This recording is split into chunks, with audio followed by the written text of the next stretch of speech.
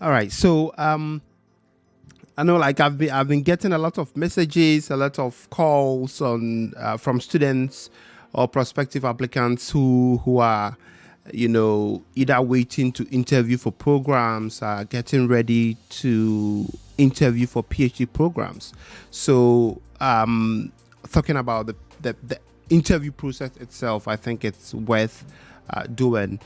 So for students preparing for interviews, especially PhD and to some extent DRPH interviews, in your experience, what are the most important aspects candidates should prepare for in PhD interviews? So I think there's going to be some obvious questions that almost every PhD interview asks, right? We're going to ask you to tell us about yourself. We're going to ask you to tell us why you're looking at this university or why you're pursuing this PhD. So practice that. Think about the reasoning behind it. And be honest, right? And maybe if you're not comfortable in an interview process, work with a friend. Just sort of talk through those questions, and they won't be a surprise to you, right? Some of it is just the more you do this, the easier it gets. And for a lot of people, this is the first interview process they have. So don't be afraid to just sit down with someone and practice those, but those are coming, right? And so what we don't want to hear is the sort of surface things. There's no formula. Like, I'm not looking for you to say something specific, right? I'm looking to hear who you are and why you want to be there. And the one thing that sometimes I think prospective applicants forget about, because they're looking at a lot of universities, is they don't do their homework. Yeah. So they don't look at the faculty in that department or the research that comes out of that department. And it doesn't have to be the flashy stuff. It doesn't have to be, it can be what you want to do. Why and who do you want to work with? Because, as you're going to be working with that group of faculty for a lot of years. So is that the type of work you want to do?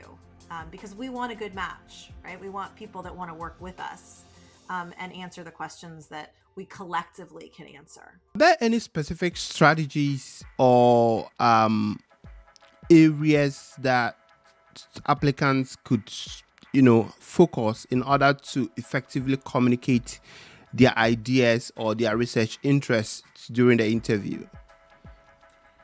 Yes, I think that tying some of the work that you've done to the work that's being done, right? So, for example, if you worked in Africa with a specific population and that's what's driving you to apply to a specific university because they do work in that area, then talk about your work and talk about how you're inspired or you're interested or you're intrigued by the work that this university is doing or these investigators are doing in that country.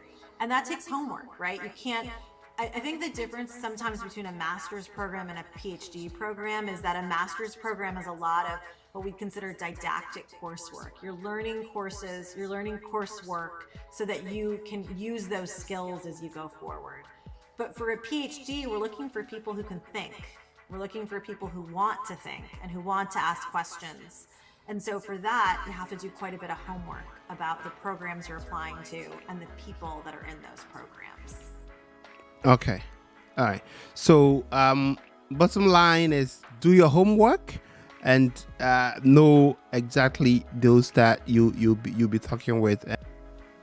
I might just add one thing that, often in this interview process, it depends on the school. Sometimes it's an admissions team that's asking you for the interview. Sometimes it's a specific individual. So when you do that homework, it's about the department that you're applying to, not necessarily the interviewers, because the Okay. interviewers are just representing the group. Sometimes your interviewer might be who you want to work with. That's great. Yes. But sometimes it doesn't work that way. So each school or each program does it a little differently. Okay. All right. So, mentioned that, if you're walking into a PhD interview, questions that most certainly will appear. So I want us to look at these questions and how students can better respond to these questions. So if you could kindly take us through some common questions that PhD applicants should expect in their PhD interviews. Yeah, so I think that we're going to ask you to tell us about yourself. We're going to ask you why you want to do a PhD. We're going to ask you why you want to be at this specific university. We're going to ask you about the research you've already done, and then the research you're interested in doing. And then we're going to ask you about your future plans. Like, where do you plan to go and what do you plan to do? What is sort of your vision going forward? Those are some of the common questions you're going to get. Okay. All right. So, in your experience, I mean, is it possible to, for example, share examples of impressive or, let's say, compelling responses, or like any strategies or approaches that you've identified that works well for answering some of these common questions? Maybe we could start from a question like, tell me about yourself.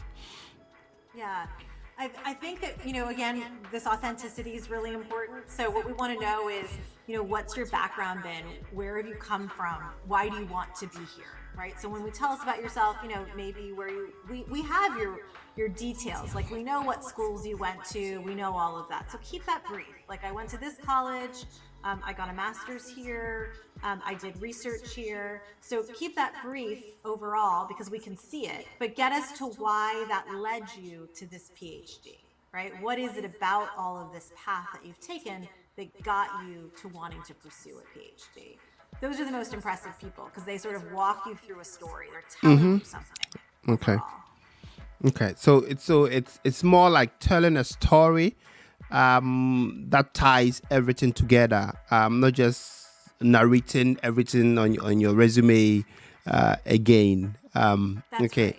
Yeah. That's right. And and if some things don't tie together, tell us they didn't tie together. I went off and decided to go to cooking school for 2 years. You could tell us that, right? If that's what you did. And I just thought I'd pursue something. I actually think someone said that in an interview. And I Okay. was sort of impressed. I was impressed that they went to cooking school for 2 years because they what they said in response was, but then I realized what I really wanted to do was research, right? I had Okay. that moment. I had that clarity. I had that sense of like, am I sure I want to do this? I went and tried to pursue something else, and now I'm back, and I'm back and I'm strong, right? That's impressive. Yeah. That's real. That's true. That's true.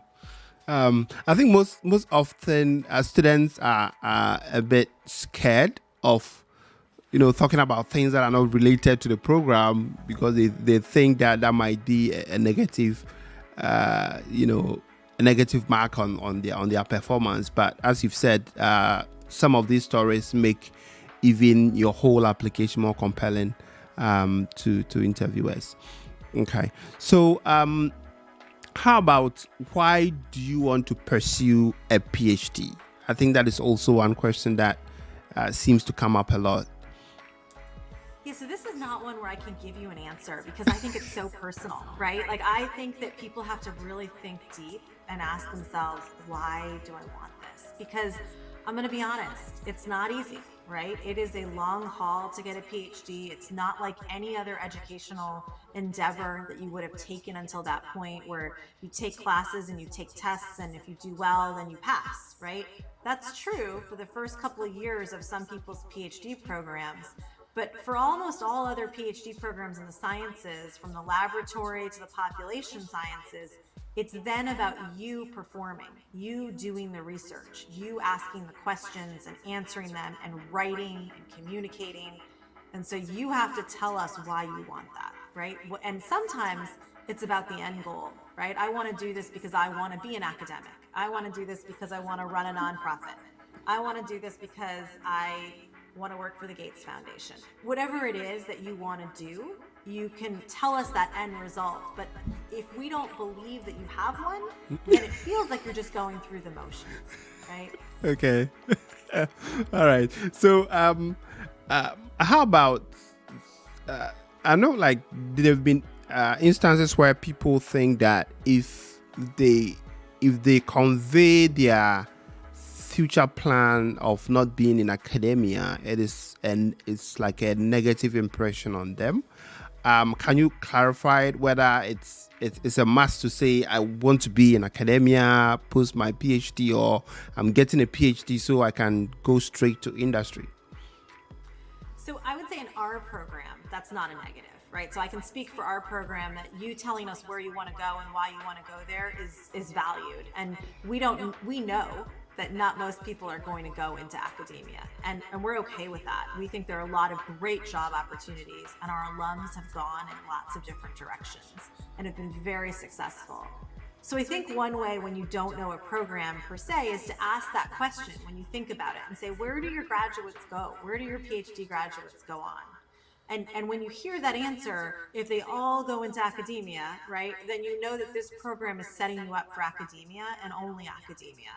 And if you hear a program say, they go to industry or they go into nonprofit work or non-governmental work or governmental work or academia, I think you have a better sense of what the department would accept in the application process. And you could ask that, in the interview process, but you could also ask that of the admissions coordinator that, you can reach out to in advance and say, can you give me a little bit more details? Most departments have that type of information available. Okay, all right. I think that's fair. How about what are your research interests? I think this is one of the questions that you most certainly 100% know they're going to ask you. So how can applicants convey their research interests effectively? Yeah, so this is a good one, Banda, because I think a lot of people tell us what they think we want to hear. I think that when I interview someone suddenly has this really strong interest in working in genetics and infectious diseases, and they've never done that before, right? I can promise you, when I'm interviewing you, I don't want you to be just like me, right? I want you to be you. I want you to be the person that is going to go out in the world and do amazing things. And so I think be honest. But if you say, for example, you want to work in an area that our department doesn't support, then I think that's something we have to think about, because why are you coming here?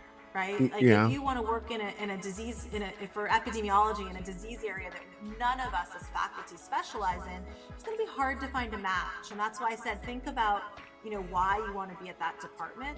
But otherwise, tell us your research interests and tell us the motivation behind those research interests. And don't make it personal. I think a lot of people might be motivated, for example, because they had a relative who died of a heart attack or of cancer or something. And that's definitely a personal motivation. But I think really we don't drive all of our careers based on that one incident. Some people do, but it's very rare. So think about really why you want to study an area or what your research interests are. And for some folks, it's going to be methodologic or laboratory based, and others it's going to be because they want to solve a problem. And I think if we hear that, we know that's what's motivating you. Okay, all right. I think this has been clearly communicated. How do you plan to contribute to our program or department? What are some of the expectations that the school or interviewers are expecting applicants to convey? Yeah, so when you think about a doctoral student and what their role is in a department, right? So they're there to learn, both by learning in class, but also as an apprentice in a part of a laboratory group. So, I think your contributions can be in any of those areas, but then also once you've learned, we ask our doctoral students to serve as teaching assistants. So thinking about those types of contributions, or participating in journal clubs or seminars, or leading things that will drive the student organizations as a part of your university. Those are all contributions overall. So you don't have to be as specific that, I'm going to join this student organization and do this work. But I think what we want to hear is that you want to be an active member and engaged in our department, right? That you're here to contribute what you have to offer, as well as to learn and take what others have to offer, because that's what it's about. It's a 4, 5, 6 year experience of give and take, right? So. Yeah, I get scared when you add 6 years to it. So so a question like, how have you prepared for the PhD program? How should that be handled? So the things that we look for, right? And we've already looked at your application before we get to the interview process. is we look to see, have you taken the necessary classwork or coursework, and have you performed well in those courses? And well doesn't have to be an A, but it should be that you've mastered a topic and you've sort of committed to doing well in those areas. And so we usually already know about your coursework, but if you feel that it's important to highlight that coursework or something specific about it in terms of your research preparation, let's say you want to do work in mental health, right? That you've taken specific courses in mental health or you understand them. So let's say you want to do epidemiology, that you've taken an intro course in epidemiology. Again, you don't have to have always done all of these, but if that's important and you need to highlight it, then highlight it. The other piece of this is the research you've done, and I would say the breadth of research that people have experienced as well as the depth of research, right? So we really like to see people that have been embedded in a research program and have some product from it, whether it be an abstract or a paper or something that they've contributed to, that really carries a lot of weight, and you should highlight it. You know, my work led to a manuscript, or my work led to a presentation at this conference. Those are things that we want to see and hear from you. But just as much, if you don't have that, talking about that research experience and how it influenced you and what you learned from it. Okay. Thank you so much for elaborating on that. But I know that there are instances where the common questions that are likely to come, and once in a while you'll be met with some challenging questions or unexpected questions. So how can applicants maintain their composure, and how should they approach to challenging or unexpected questions in their PhD interview? Okay, that's a great question. So a couple of things. First, take a deep breath, right? Take a moment, replay that question in your head. If you understood it, then process it and work towards it. If you didn't follow the question or you're not sure, just ask the interviewer to repeat it, right? Just say, I'm not sure I followed the question. Could you repeat it for me? And that also gives you a moment to breathe and to think through that question, and then just answer it as best you can.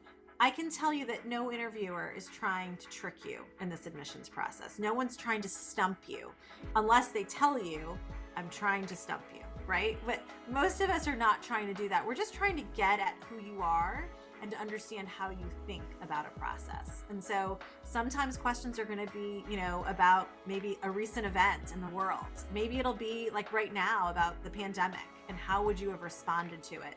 Just do your best and think through that process of how you would want to address it. But often those questions don't have a right or wrong answer. They're just us trying to understand how you're thinking. Okay. Is it common for applicants to be asked very content-driven questions? So, for example, for them to talk through, the methodology of their recent paper, or maybe a specific definitions in their field of study. How common are those questions? Those aren't really common questions. I think that the way that it could be a little bit more in depth is if you told me you were working on a specific project and it led to, this finding. We might say, well, tell me a little bit about the methods you used or how you chose to approach it. Tell me about how you learned to do those methods, or learned to do those. How did you tabulate those results? So it should be within the realm of what you've done, not asking you to know the literature and talk about things you don't know.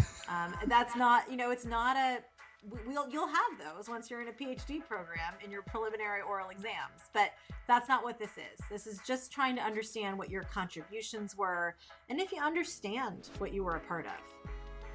So far, I've also learned a lot from our conversation, especially with respect to the interview process itself. There are also instances where people reach out and say a particular school is asking them about their research proposal and other things. And I know for the past couple of terms or past couple of months, I've had the privilege of being in your class and learning about the research process, learning about research proposal, refining your aims and all that, which I think it's a very critical aspect. But for PhD applicants, how important is a research proposal in their PhD interview process? And what typically makes a proposal like stands out if a program requires it? Yeah, it's a good question and a unique question, because at a place like our program at Johns Hopkins, and I actually think at all of the Johns Hopkins programs, we don't require that. And that's because of the way that we handle our funding to our students. But there are many programs that ask for that, specifically because they're going to match you, pair you with an investigator who's then going to have you on their specific grants, and that's how you're going to get funded. And so in that case, I think it's really important, as you think about those research proposals, to think about who you're working with, to do your homework and read their papers, to think about the questions you want to ask that they haven't asked, that haven't been there. It's just a very different approach, and it's something really that maybe the people watching this should think about when you think about a program. Are you paired with someone before you even get there, or are you going to a program to learn and discover who you will be with, and you've identified people you want to work with? It's just that approach is different, and so you start that research proposal piece much earlier if you're already getting paired with them. So that means you have to do all your homework a lot earlier, because they're basically picking you to work with them. Whereas at a program like Hopkins, the admissions team is picking you to be one of our doctoral students. All right. So how about talking about some do's and don'ts in the PhD interview? Are there any important etiquettes that applicants must adhere to in a PhD interview, whether it's remote or it's in person? I think that think about how people address themselves. I think that academia is still a relatively formal place on the outside. So I would probably, as an applicant, refrain from calling people by their first names in this process. As you know, once you're on campus and once you're a part of a team, most academics are very comfortable with first names. But in this process, in terms of etiquette, I'd probably refer to someone as Dr. Khalifa, and not as Banda in that process. And I think that you should think about questions. I think this is a two-way street in this process. We're telling you, we're asking you questions to learn more about you, but it's also a really important opportunity for you to ask questions to learn about where you might be spending, the next 4 or 5 years of your life. And I don't mean just the location, which is important, but the people, the values, the things that are happening in that community.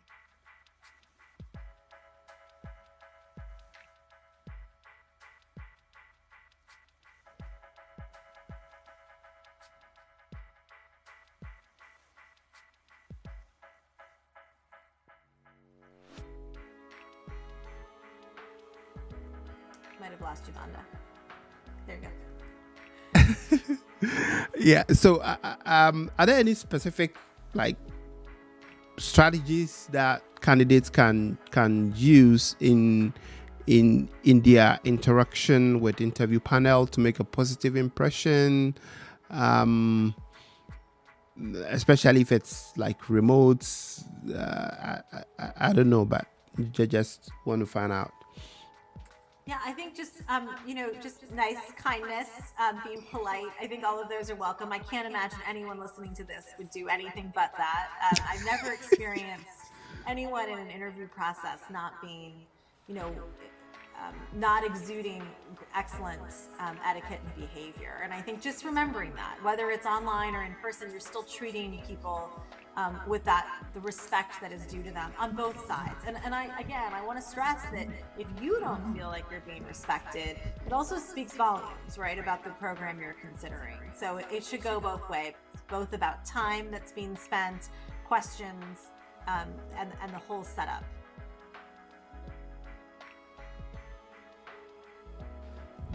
All right.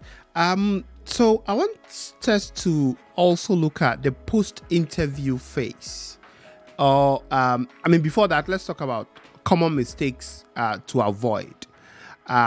So, like, based on your experience, what are some of the common mistakes that candidates have made during the interview, and how can they avoid these mistakes? I think one common mistake is that people get nervous, and when they get nervous, they don't always hear the question or they misunderstand the question. And so I think asking for clarity, asking, I'm sorry I didn't follow that question. Or if you're not even sure you answered the right question, just saying, I just want to make sure that did I answer the question fully? Was I complete in what you needed to hear? Something so that you don't leave them with the impression that you're answering a question that they didn't even ask, right? So that's just, don't be intimidated by your interviewers. They want to hear your answer. And I know that's easier said than done, but I'm telling you, as an interviewer, I'd rather you answer the question I asked than something you think I asked. I think the other thing is just, nobody wants someone to brag about what they've done. But if you're proud of your accomplishments and you've done things, don't hesitate to tell us. And that's what I meant before. If you've published a paper, tell us that you published that paper. You can say it in a really wonderful way of, this work led to this publication in the Journal of the American Medical Association. Or I was privileged to be able to go and speak at the American Society of Tropical Medicine and Hygiene, right? There are ways to say it instead of, let me tell you, all my papers and all my talks, right? So those are some simple ways for you to make sure you've highlighted things that you think people are going to want to hear. Okay. All right. So I want us to look at the post-interview phase. Is it advisable to send like a follow-up email saying thank you and all that, or it's like it doesn't hurt your chances if you don't do any of that? So I'm a little old school here. And I think that if it doesn't take much effort now to send an email, and I think that anytime you can send a thank you, it's well received. I know that others may not feel that, and you may not get a response from that. It may not follow up, but one way to do it is to just to remind people that you just had that interview. So maybe wait a little bit, a day, and send an email that says, thank you so much for your time. I learned a lot. You can highlight what you learned, something interesting or new. And if you have a question, that's a great time to ask that question. I also wanted to follow up on this question. If you don't, that's okay too. But I think that having that communication is important. Because remember, those interviewers are assessing you and you're assessing them. And so keeping you fresh in that mindset is important. I don't think you need to do much more beyond that, because I think that, as you know, faculty are super busy. And so what you don't want to do is flood them, with requests every week, or just an update. Just one is simple. That's enough. And it'll be well received. Okay, all right, that's good to know. So towards the end of the interview, most often students are asked, "Do you have any questions for us?" How do you think applicants should approach this? Either they should say, "I don't have any questions," or if they have to ask a question, what are some of the questions that you think are compelling enough for students to ask? Great question. So please don't ever end an interview, any interview, a job interview or an interview for a PhD, by saying you don't have any questions. Because it tells me a couple different things. It tells me either you're intimidated and you don't want to ask me a question, you're overwhelmed and you don't want to ask a question, or you really haven't done enough to be able to ask a question. You haven't figured things out enough. So there are lots of great questions. There are simple questions, that we even started with, what brought you to Johns Hopkins, or what brought you into this department? That gets you to know the speaker. That's an easy question. If there isn't a lot of time and you want to ask a specific question, ask your specific question. Can you tell me more about this training program? I'm really interested in this fellowship. What would be the process as a doctoral student to apply for that? You could ask about the ability of students to travel for conferences. How is that handled? Those are questions. You could ask a question about diversity and equity in the department. You can ask pretty much any question of those faculty that is important to you. You should be asking them. And you often don't have that much time, so prioritize what you think there is. And you usually only have one interview, maybe with a couple people, but only one interview. So there hasn't been, 10 interviews like you have for a job where someone else has answered that question for you. This is a moment where whatever questions you've got, you can ask them. I think the questions, some people ask a simple question of, what are the next steps? When will I hear from people? Those are important as well, but often that's relayed to you either in an email or by the person conducting the interview in advance. Okay. I think this has been like very, very enlightening. Knowing exactly